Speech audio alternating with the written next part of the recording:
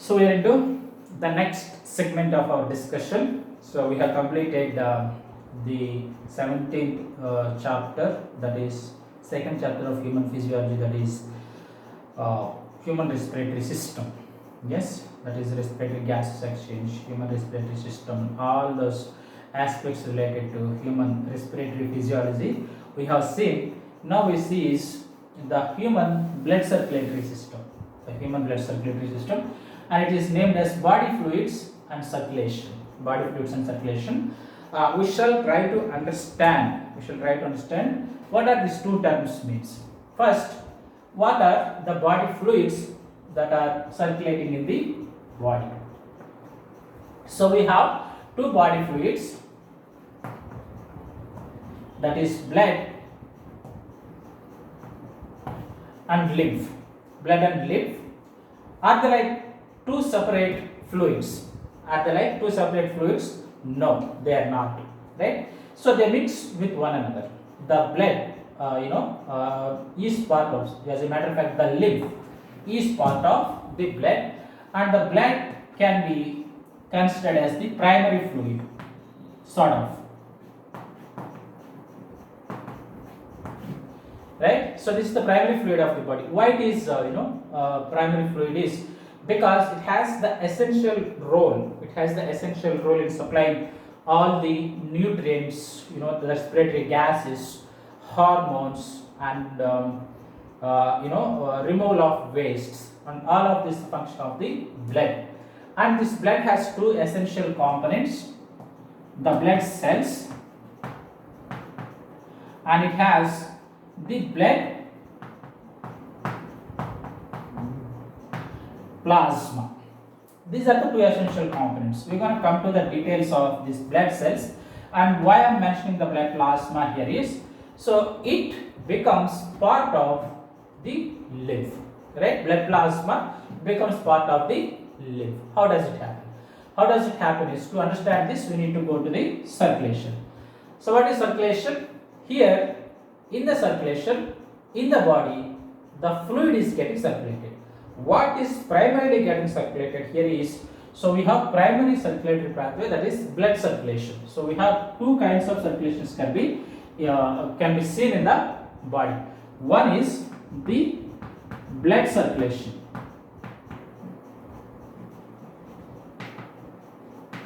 You can see the blood circulation. You can see the blood circulation followed by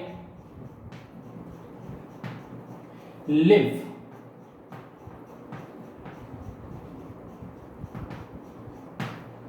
Circulation. Right? We have the blood circulatory system followed by lymphatic circulatory system. Right? Two circulatory systems are there. How does it happen? How does it happen here is, take the heart. Right? This is the essential part of the circulatory system. Heart is the essential part of circulatory system. Why is that? Because this is the pumping organ. Pumping organ. What does it pump? It pumps the blood. It pumps the blood. So from the heart, so where does it go? Pumping organ, what is pumping? It is pumping the blood. So heart pumps the blood into arteries. Right? Arteries divide into arterioles. Arteries divide into arterioles. Arterioles into arterial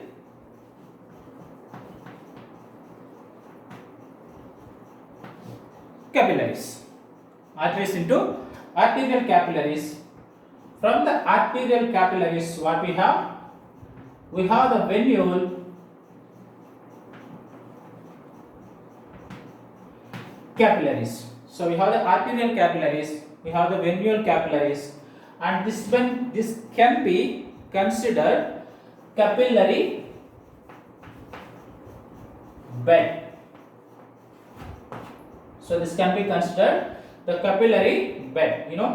So what is happening here? What is happening here? We are seeing the system of circulation, particularly the blood circulatory system. Blood circulatory system, we are trying to understand this meaning of circulation. So we have this primary pumping organ in the body. So what does it pump? It pumps the blood. Okay, it is pumping the blood, and it is pumping the blood into the arteries. Arteries divide into arterioles, arterioles into capillaries. So here, by this blood vessels, right, by this, what are all these? These are all called as the blood vessels, right? It pumps into these blood vessels. Now this capillaries, via these capillaries, the blood is now taken to the tissues. We have this capillaries bed, no? Capillaries bed, capillaries bed, where it is present? It is present in the tissues. It is present in the tissues, and as we go along, the diameter of these blood vessels keep on decreasing. What does that mean here? Arteries will have bigger diameter.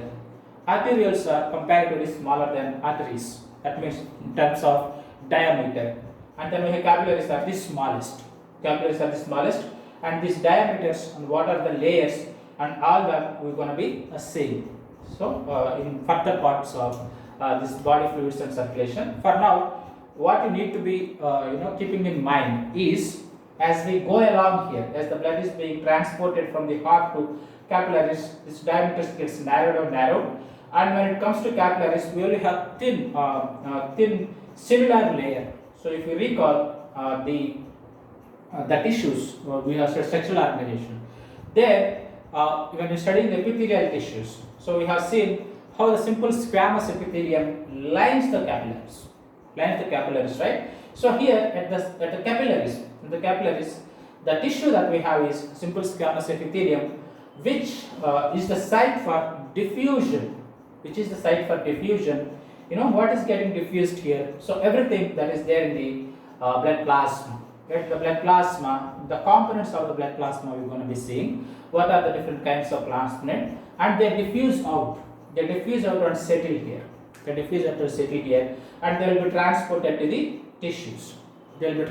the tissues. And some of these components which are diffused out, are utilized by the tissues, and which are not being utilized, is being collected by this venule capillaries, right? Venule capillaries, and this venule capillaries open into venules into veins. So we have seen this greater veins, right? Veins back into the heart. So this is the primary blood circulatory system in our body. So this is how the blood keeps circulating. Heart pumps, it goes to the arteries, and as we go along, we have this narrowing. That is happening, and it gets supplied to the tissues. From there, it is collected back again and brought back to the heart, and again it pumps. Yes, that is the primary circulation. And we have this kind of subsidiary circulation, right? Alternative circulation. So what is this alternative circulation here is, so because of the lack of the space, I'm writing that here. So here, from the capillaries, we have this alternative capillaries will rise up here, right? We have this alternative capillaries. These are not blood vessels. What are these are, so I'm taking up these here. So right, so I'm just writing one here. So in here, what are these alternative capillaries? Is, these are lymphatic capillaries. They also gets penetrated into the tissue spaces that are there, and what are this excess fluid that still has remained after being collected by these venule capillaries? Is being collected by this lymphatic capillaries. From there it opens into something called lymph duct. Right? It opens into something called lymph duct. Lymphatic capillaries into, these are all called as lymphatic vessels. Right? These are all called as the lymphatic vessels. What is happening here? Is, whatever the fluid that has remained is being collected by these lymphatic capillaries, and they are into this lymphatic duct, and this lymphatic duct ultimately open into the veins here, right? So veins, from the veins, it goes to the heart again. From the the veins pour this to heart. That means the blood, the plasma of the blood which has come out of blood vessels is being collected by the lymph. As I was saying here, it's not something a separate fluid or separate circulatory pathway. It is part of the greater blood circulatory system, kind of tributary of a river. So we have the bigger circulatory of the river, right? So if you take the greater river system, say for example you can take river Godavari, that is the bigger river, and we have the tributaries of the of the Godavari. Say for example Manjira is the tributary of the Godavari, right? Same way here, it is kind of a tributary system.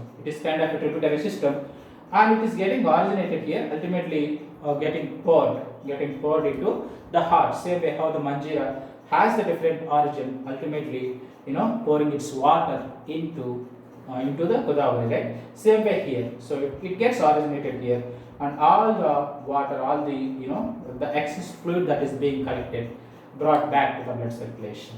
Okay, these two are very essential for the functioning of the body. Okay? That is the introductory part of the body fluids and circulation. I'll just sum it up for you.